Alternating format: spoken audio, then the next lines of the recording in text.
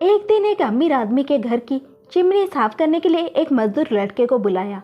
लड़का सफाई करने लगा। उसने कमरे में सुंदर चीजों को देखा और उन्हें सजाया।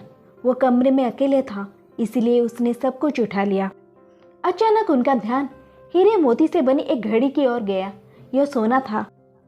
उसने घड़ी उठाई और देखने लगा। वो इतना सुंदर था कि उसने अपना आपा खो दिया। उसने कहा कि अगर मेरे पास ऐसी घड़ी होती तो उसके मन में पाप आ जाता। उसने घड़ी चुराने का फैसला किया, लेकिन दूसरे क्षण में वो डर के मारे चिल्लाया, हे भगवान, मेरे मन में कितना बड़ा पाप आ गया है। अगर मैं चोरी करते पकड़ा गया तो मेरी कितनी दयनीय स्थिति होगी। सरकार सजा देगी।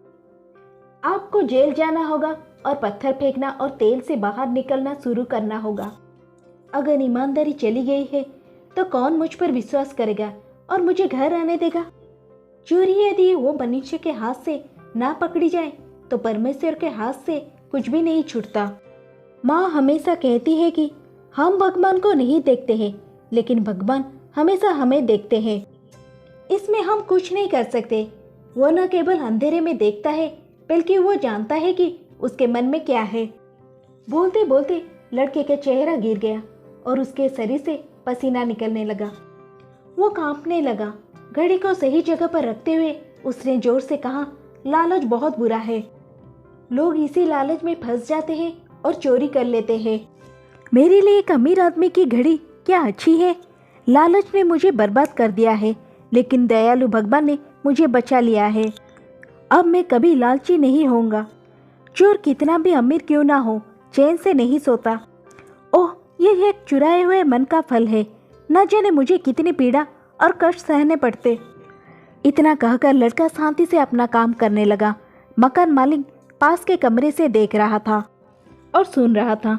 वो तुरंत लड़के के पास पहुंची और बोली, अरे लड़के, तुमने घड़ी क्यों नहीं ली? ये सुनकर बालक सन रह गया। अगर उसे काट दिया जाता तो उसके पास खून नहीं होता।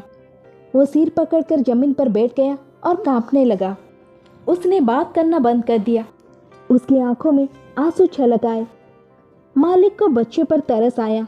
वो प्यार भरे स्वर में बोले, बेटा डरो मत, मैंने तुम्हें बोलते हुए सुना है।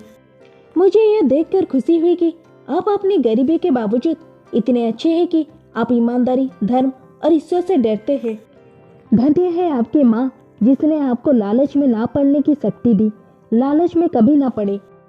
मैं तुम्हारे भोजन और पुस्तकों का प्रबंध करूँगा। तुम सुबह से स्कूल जाओ और पढ़ना शुरू करो। भगवान आपका भला करे। इतना कहकर उसने उसका हाथ उठाकर उसे अपने दिल से लगा लिया और उसे अपने पर्स से कुछ पैसे दिए और कहा, यह तुम्हारी ईमानदारी का इनाम है। मालकिन के प्यार भरे शब्दों से लड़के का दिल खुशी से भर गया। उसके चेहरे पर कृतज्ञता झलक रही थी। वो अगले दिन स्कूल जाने लगा। बाद में वो एक महान विद्वान और प्रतिष्ठित नागरिक बने। इस तरह उन्हें कड़ी मेहनत और सच्चाई का फल मिला। कड़ी मेहनत और सच्चाई का फल हमेशा मीठा होता है।